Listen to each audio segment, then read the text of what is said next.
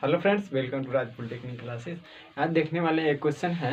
कह रहा दर्शाइए कि कोई भी धनात्मक विषम पूर्णांक 6q + 1, 6q + 3 या 6q + 5 के रूप का होता है ना, जहाँ q क्या पूर्णांक संख्या। ये क्वेश्चन पूछा गया है, पहले 3 मार्क्स का पूछता था, लेकिन अब जो है ये हो सकता है कि 2 नंबर का पूछे या तो फिर 5 नंबर का पूछे, है ना, क्योंकि अब 3 नंबर का क्वेश्चन नहीं आता है। तो चलिए देखते हैं इसको, है ना। कारण दर्शाइए कि कोई धनात्मक विषम पूर्णांक क्या है 6q + 1 या 6q + 3 या 6q + 5 का रूप का, है ना। तो सबसे पहले हम क्या करेंगे, मान लेंगे। क्या मानेंगे?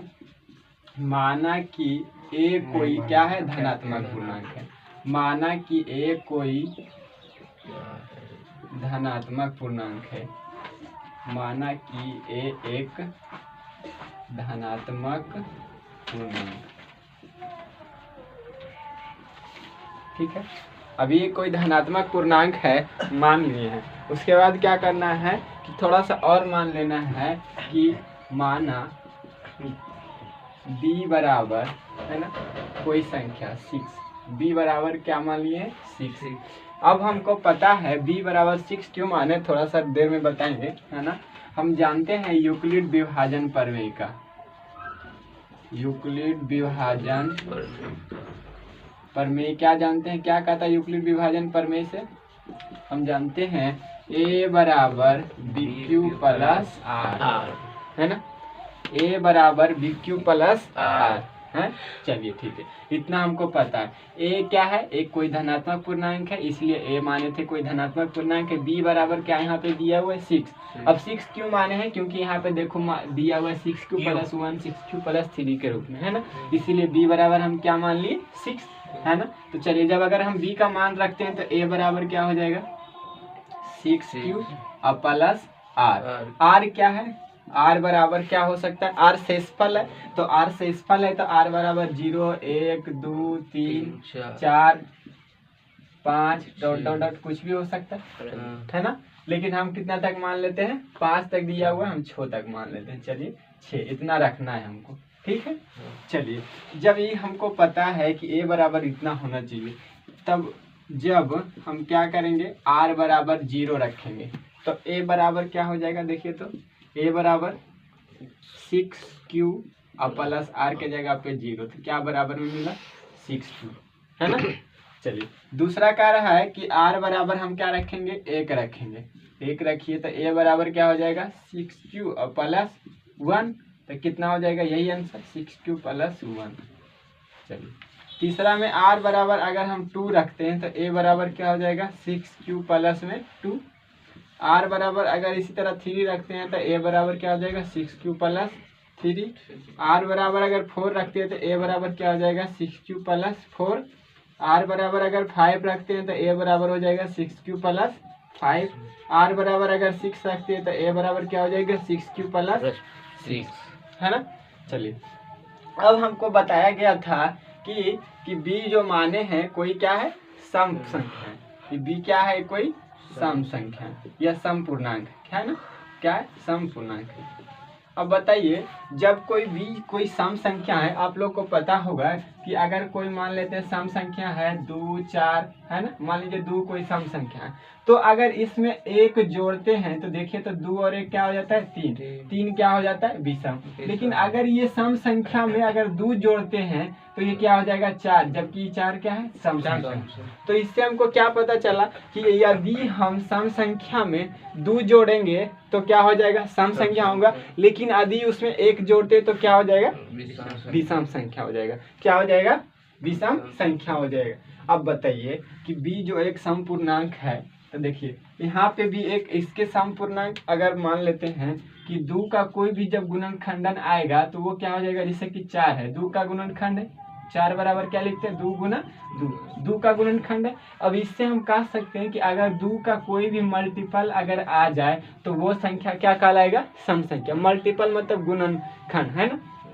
जैसे कि देखो 12 गुणन किसका है? गुणनखंड 2 का। 2 में आता है 12, 6 दूनी 12, है ना। तो 12 क्या है? सम संख्या। तो इसे हम कह सकते हैं कि जिसका गुणनफल, है ना, 2 का जो गुणनखंड हो सकता है, जिसमें 2 का गुणनफल जो मल्टीप्लिकेशन 2 का हो, वो क्या कहलाएगा? सम, है ना। उसी तरह से देखो यहाँ पे 6 है, 6 2 गुना 3 है ना, जो कि इसमें भी 2 का एक गुणनखंड है। तो इसमें जब 2 का गुणनखंड आ रहा है मतलब 6 गुना क्यू, 6 जब पर क्या है सम संख्या, तो इसमें 2 से कोई भी संख्या से गुना करें ये भी क्या कहलाएगा परमेय।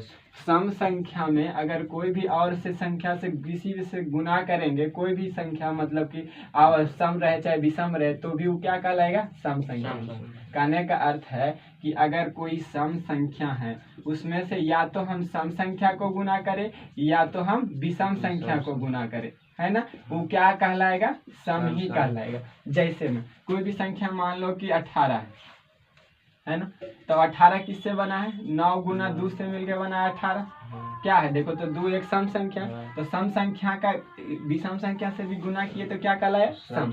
उसी तरह से यहाँ पे 6 जो है एक सम संख्या है, यहाँ पे मान लीजिए क्या है सम पूर्णांक है ना, तो जब सम पूर्णांक है तो इसके साथ जो भी गुणनखंड रहेगा वो भी क्या रहेगा सम रहेगा, है ना। अब देखो, अब वही बताए थे कि सम संख्या में अगर हम कुछ जोड़ते हैं, 1 जोड़ेंगे तो सम होगा और 2 जोड़ेंगे तो विषम होगा। तो यहाँ से कह सकते हैं कि देखो 6q ये क्या हो जाएगा, ये सम संख्या हो जाएगा, 6q + 1 ये क्या हो जाएगा विषम संख्या हो जाएगा, ये क्या हो जाएगा 2 जोड़े मतलब सम संख्या हो जाएगा, ये क्या हो जाएगा विषम संख्या हो जाएगा, ये भी क्या ये सम संख्या हो जाएगा क्योंकि 4 जोड़े हैं, ये क्या हो जाएगा विषम और ये क्या हो जाएगा सम। तो इससे हम कह सकते हैं कि यहाँ पे क्या कह रहा था हमको सिद्ध करना 6q + 1 6q + 3 6q + 1 क्या किस कौन सा पूर्णांक कह रहा था विषम पूर्णांक, है ना। तो इससे हम कह सकते हैं यहाँ पे जो आया है देखो पहले सम पूर्णांक वाला लिखते हैं।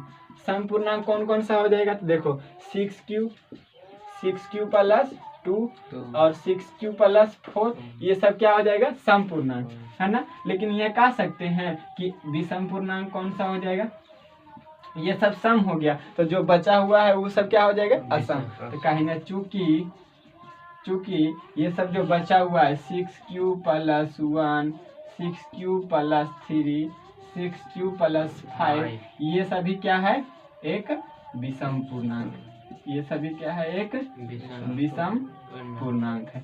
यही हमको क्या कह रहा था सिद्ध करना था, देखो यही कह रहा था कि हमको दर्शाइए मतलब दिखाइए कि क्या ये सब जो है एक विषम पूर्णांक है या नहीं। तो इससे हमको क्या पता चला कि 6q + 1 6q + 3 6q + 5 एक क्या है विषम पूर्णांक। फिर से एक बार समझ लीजिए शॉर्ट में। सबसे पहले क्या बोले हैं कि जो दिया हुआ था हम मान लिए कि माना कि ये कोई एक क्या है धनात्मक पूर्णांक है। उसके बाद क्या माने हैं कि माना कि b बराबर हम 6q माने क्योंकि यहाँ पे दिया हुआ था 6q, है ना, इसीलिए यहाँ पे अगर 2 दिया रहता तो हम मानते हैं यहाँ पे 2, है ना। ये क्या है एक विषम पूर्णांक। अब विषम पूर्णांक है सम पूर्णांक है, अगर कोई सम पूर्णांक में किसी को हम क्या करते हैं एक अगर जोड़ते हैं, है ना, 1 जोड़ेंगे तो क्या हो जाएगा सम है तो विषम, अगर इसी में 2 जोड़ा जाए तो क्या हो जाएगा सम। तो उसी तरह देखें अगर सम पूर्णांक है और उसमें यहाँ में सम जोड़े हैं तो क्या कहलाएगा सम। यहाँ पे सम पूर्णांक ये 6q + 6q सम पूर्णांक है, इसमें 1 जोड़ेंगे विषम पूर्णांक हो जाएगा। 6q सम पूर्णांक है, इसमें 2 जोड़ेंगे सम ही रहेगा। 6q में 3 जोड़ेंगे ये विषम पूर्णांक हो जाएगा। उसी तरह सम ये सम। अब कह रहा था हमको सिर्फ ये दर्शाइए कि क्या 6q + 1 6q + 3 6q + 5 कौन सी संख्या है। तो यहाँ से हमको क्या पता चला 6q + 1 विषम है, 6q + 3 भी विषम है और 6q + 5 भी क्या है एक विषम संख्या। तो नहीं कह सकते हैं कि अतः क्या है 6q + 1 6q + 3 और 6q + 5 एक क्या है विषम पूर्णांक है। यही मेरा 3 या 5 नंबर का क्वेश्चन हो गया। चलिए वीडियो अच्छा लगे तो लाइक शेयर सब्सक्राइब जरूर करिए। थैंक यू, जय हिंद।